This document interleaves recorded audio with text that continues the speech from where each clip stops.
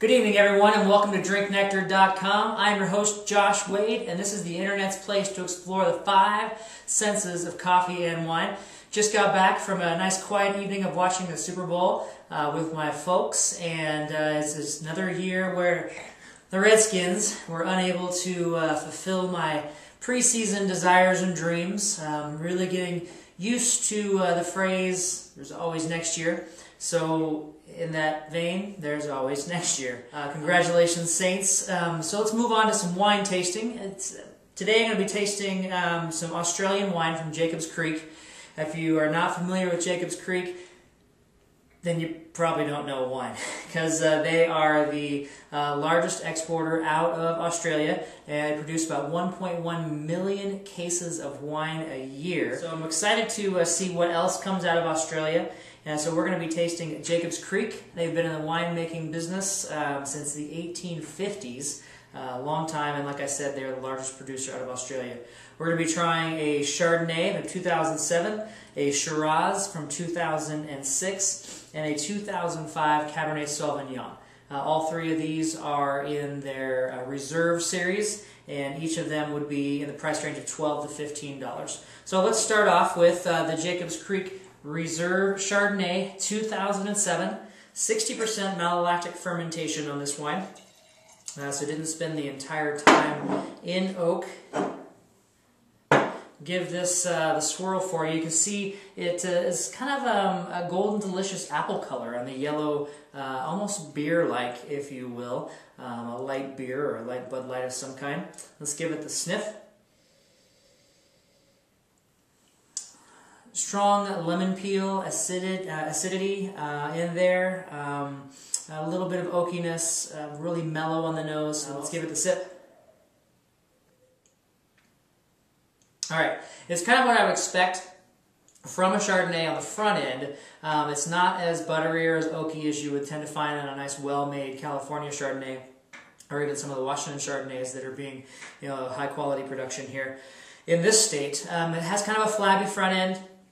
The back end, you really start to pick up the acidity in there. Not overwhelming with any amount of fruit. Like I say, you get that lemon peel and the acidity as you swallow it. On the front end, you pick up a little bit of smooth vanilla oak tones in there, but not overwhelming on any kind of fruit per se. So all in all, it's an average Chardonnay. The next wine we're going to review is the Shiraz. A lot of people have the Shiraz as being the grape of Australia, just mostly because of the yellowtails I mentioned earlier. This Shiraz is 2006 and has won a lot of awards. So you give this the swirl. Definitely a dark plum color. It has nice, jeweled type tones to it. Typical of what I've seen in a lot of Shiraz. Nothing extraordinary. Let's give it the sniff.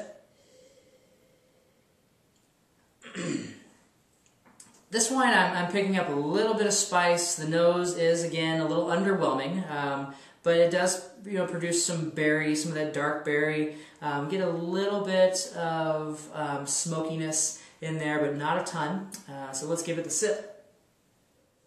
First thing I'll talk about the finish is it seems to have a lot of structure on the back end. It feels a little young, kind of green, almost like I'm tasting some of the green stem in there, so a little bit of chalkiness and bitterness on that.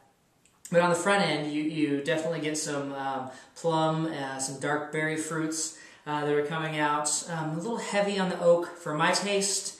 I've had some Shiraz that seem to be a little bit more robust and round, a little more structure. This one feels a little tight, but all in all, when you're thinking about a $12 Shiraz, this definitely performs better than some of the other mass-produced Shiraz that you'll find coming out of it. Alright, the last wine that we're going to try was the more popular of the wines at the Super Bowl party tonight. This is the 2005 Cabernet Sauvignon.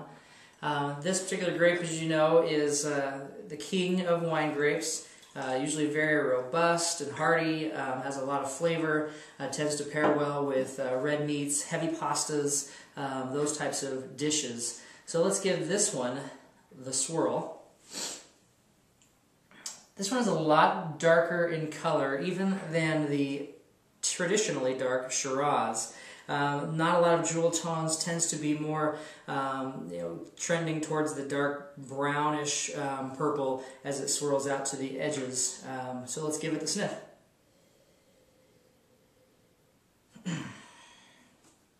Again, a little reserved on the nose, not a lot of aroma coming out that you jump out and notice a lot of different characteristics. But what I did pick up is you do get some of the cocoa and vanilla coming through, not a lot of berry on this nose. But let's give it the sip. It's actually my favorite of the three. And the reason why I say that is because it tends to have a lot of structure throughout the whole taste. It doesn't shock you in the end with a twist. It's not underwhelming in the beginning. It actually has a little bit of flavor. You get the cassis in there, the dark cassis fruit. You get, like I said, the vanilla. It starts to smooth it out on the back end. Has enough structure, or the tannins, as you're swallowing to pair well with food. All in all, 3 good offerings from Jacobs Creek Reserve line. My favorite being the Cabernet Sauvignon. I really want to encourage you to check out the text review so you can see how I scored these, and I do upload them to Cellar Tracker as well as Corked.com. I want to encourage you guys to continue to look for your wines from local wine sources. Support your local wine retailer, and if you can, at all possible, support your local winemaker or local vineyard that you may have in your town, because drinking local definitely puts money back into your community. So life is always meant to be enjoyed with friends. This evening we enjoyed a great football game with some family, so I would encourage you guys to open up a glass of wine and drink happy.